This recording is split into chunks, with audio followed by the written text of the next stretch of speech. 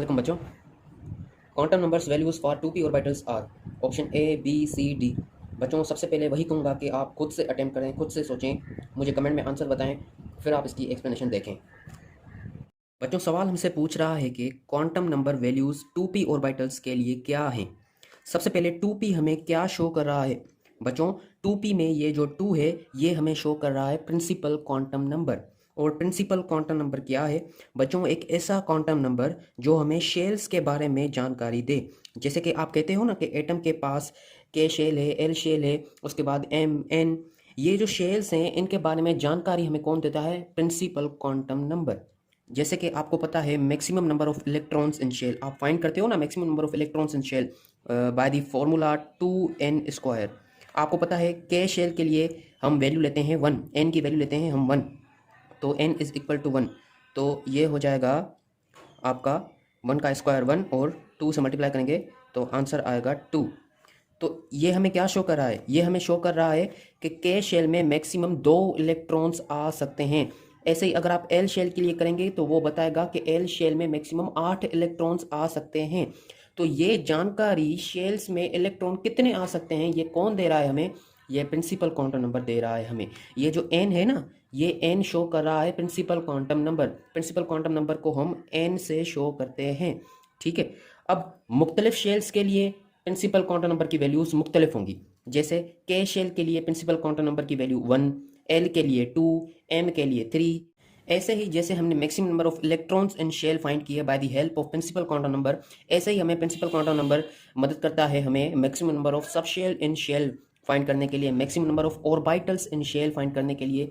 मतलब शेल के बारे में सारी जानकारी हमें प्रिंसिपल क्वांटम नंबर देता है। तो बच्चों एक चीज़ तो यहाँ से क्लियर हो गई कि ये हमें पता चल गया कि ये 2 किसकी वैल्यू है? ये प्रिंसिपल क्वांटम नंबर की वैल्यू है। और हमें ये भी पता चल गया कि हम प्रिंसिपल क्वांटम नंबर को n से शो करते हैं। तो एक चीज़ तो इन ऑप्शंस में पता चल रही है कि n की वैल्यू तो 2 होगी। या तो ए ऑप्शन सही होगा या डी ऑप्शन सही होगा। अब ये l क्या है? इस l को हम कहते हैं एज़िमुथल क्वांटम नंबर। इस l को हम कहते हैं एज़िमुथल क्वांटम नंबर। जैसे प्रिंसिपल क्वांटम नंबर हमें शेल्स के बारे में जानकारी दे रहा था, वैसे ही एज़िमुथल क्वांटम नंबर हमें सब शेल्स के बारे में जानकारी देगा, हमें सब शेल्स के बारे में जानकारी देगा। ये जो आप यहाँ पे P देख रहे हो ना, ये P बेसिकली सब शेल है। ये सब शेल का नाम है P। जैसे शेल्स का नाम था KLMN, वैसे ही ये सब शेल का नाम है P। सब शेल होती हैं SPDF। अब जितना वैल्यू शेल का होगा उतने उसमें सब शेल होंगे। जैसे कि K की वैल्यू 1 है तो इसमें एक सब शेल, L की वैल्यू 2 है तो इसमें 2 सब शेल, M की वैल्यू 3 है तो उसमें 3 सब शेल होंगी। तो बेटा हमें काम है शेल नंबर 2 से। शेल नंबर 2 को हम नाम देते हैं एल का। और मैंने अभी बताया कि जितनी शेल की वैल्यू होगी उसमें उतने ही सब शेल होंगे। ऐसा क्यों हो रहा है? ऐसा इसलिए हो रहा है कि हमें पता है एक ऑर्बिटल में मैक्सिमम 2 इलेक्ट्रॉन फिट हो सकते हैं। एक ऑर्बिटल में मैक्सिमम 2 इलेक्ट्रॉन फिट हो सकते हैं। 2 इलेक्ट्रॉन फिट करने के लिए हमको पता है के शेल में मैक्सिमम 2 इलेक्ट्रॉन जा सकते हैं, एल शेल में मैक्सिमम 8 इलेक्ट्रॉन जा सकते हैं। इसमें 2 इलेक्ट्रॉन क्यों जा रहे हैं मैक्सिमम? इसमें 2 इलेक्ट्रॉन मैक्सिमम इसलिए जा रहे हैं क्योंकि इसमें एक ऑर्बिटल है। इसमें 8 इलेक्ट्रॉन मैक्सिमम इसलिए जा रहे हैं क्योंकि इसमें 4 ऑर्बिटल्स हैं। ये जो ऑर्बिटल की इंफॉर्मेशन है ये फिर मैग्नेटिक क्वांटम नंबर हमको बताता है, उस पर हमने नहीं जाना। हमारा काम एजीमुथल क्वांटम नंबर से है। तो L इज इक्वल टू 2, सो उसमें 2 सबशेल होंगी। और सबशेल की भी वैल्यू होती है। जैसे K की वैल्यू 1 थी, L की वैल्यू 2 थी, ऐसे ही सबशेल्स की भी वैल्यू होती है। और वो वैल्यू रेंज होती है, रेंज करती है from L is equal to 1 to L is equal to n-1। ये L एजीमुथल क्वांटम नंबर है। ये L एजीमुथल नहीं था, ये L एजीमुथल है, ठीक है।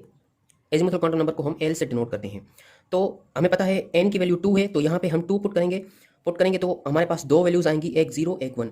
0 जो है वो वैल्यू है S सब शेल की, 1 जो है वो वैल्यू है P सब शेल की। अगर कहीं पे लिखा हुआ है 3P, अगर कहीं पे लिखा हुआ है 3P, तो 3 का मतलब प्रिंसिपल क्वांटम नंबर और P का मतलब जो है वो सब शेल है। और P की वैल्यू यहाँ पे क्या होगी? 1 होगी। P की वैल्यू 1 होगी, सिर्फ यहाँ पे प्रिंसिपल क्वांटम नंबर चेंज हो गया। तो दोनों पॉसिबिलिटीज़ हमें पता चल गई कि एक तो n इज इक्वल टू 2 होगा और दूसरी हमारे पास P की पूछ रहा है। P की हमें वैल्यू पता है 1, तो यहाँ पे हम आंसर टिक करेंगे आंसर नंबर A को।